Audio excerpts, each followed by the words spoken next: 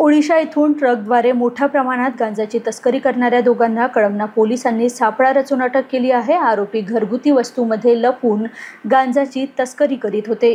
पोलिसांनी आरोपीकडून 108 किलो गांजासह एकूण 43 लाख रुपये किमतीचा मुद्देमाल जप्त केला आहे। ही कारवाई मंगळवारी रात्री करण्यात आली। पलाश विद्याधर वानखेडे 31 वर्ष राहणार सूर्योदय नगर नरसाळा रोड आणि अविनाश संजय ढोके 34 वर्ष राहणार आनंद नगर बिनाकी अशी अटकेतील आरोपींची नावे आहे। पोलीस आता ओडिशातील पुरवठदाराचा शोध घेत आहे। पलाश विरुद्ध यापूर्वीही गुन्हे नोंद आहेत, मात्र गांजाचे हे पहिलेच प्रकरण आहे। तो गत 1 वर्षापासून गांजा विक्रीत सक्रिय असल्याची माहिती मिळाली आहे। MH40Y9962 क्रमांकाच्या ट्रकद्वारे जबलपूर मार्गाने नागपुरात मोठ्या प्रमाणात गांजा येत असल्याची माहिती कळमना पोलिसांना सोमवारी रात्री मिळाली होती। या माहितीच्या आधारावर पोलिसांनी मंगळवारी परिसरात सापळा रचला। दिवसभर चिखली चौक ते एचबी टाउन दरम्यान पोलीस गस्त घालत होते। दिवस मावळायला आला तरी ट्रकचा पत्ता नव्हता। अखेर सायंकाळच्या सुमारास चिखली चौकाजवळील कालीमाता मंदिराजवळ हा ट्रक दिसला। ट्रक मागेच MH31EK5232 क्रमांकाची SUV उभी होती। 2 व्यक्ती ट्रकमध्ये भरलेल्या सामानामधून काही पोती उतरवल्यानंतर SUV वाहनात ठेवताना दिसले। पोलिसांना पाहताच दोघांनीही पळ काढला, मात्र पोलिसांनी पाठलाग करून त्यांना पकडले। त्यानंतर SUV आणि ट्रकची झडती घेतली। ट्रकमध्ये प्लास्टिकची 6 पोती आढळली, ज्यातून उग्र वास येत होता।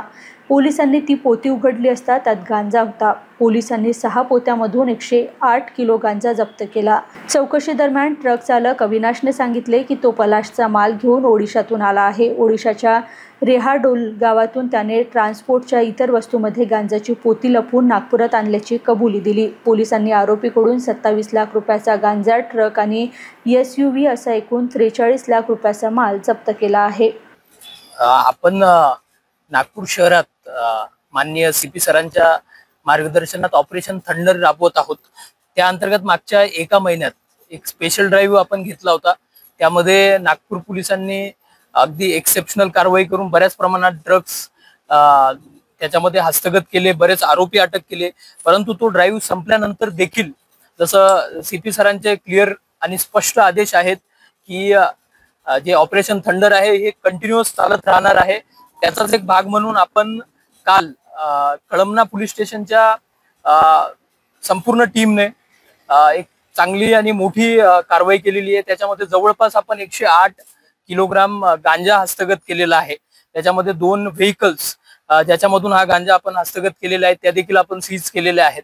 आणि प्राथमिक माहिती अशी आहे की हा जो मुद्देमाल आहे हा ओडिशामधून इकडे आलेला आहे आणि त्यामध्ये आपण अधिक तपास करत आहोत।